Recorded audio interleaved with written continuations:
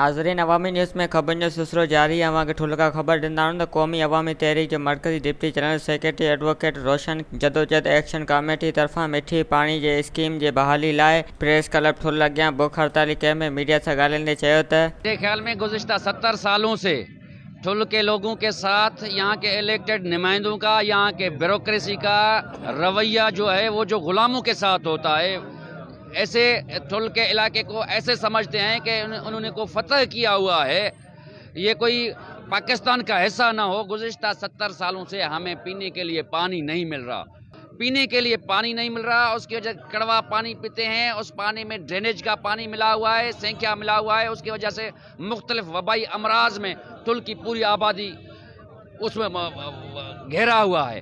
उसमें हेपेटाइटिस में लोग घिरे हुए हैं, लोग गुर्दों के तकलीफ का शिकार हैं, लोग मुख्तलिफ वायरस का शिकार हैं, लोग मर रहे हैं। लेकिन हमारे जो यहाँ के जो इलेक्टेड नुमाइंदे हुए हैं, जो चुने हुए जो नुमाइंदे हैं, वो सिर्फ दावों के अलावा कुछ नहीं कह रहे। हम मुतालबा करते हैं, सिंध हुकूमत से मुतालबा करते हैं, फैक्ट फाइंडिंग कमेटी बनाएं, वो आए, नेब के तहत उसकी इंक्वायरी हो, पता चले कि ये पानी के पैसे कहाँ चले गए हैं, ये रोडों के पैसे कहाँ चले गए हैं। हमें कम से कम ये तो पता हो आपने चोरी किया, हम चोर को ढूंढना चाहते हैं।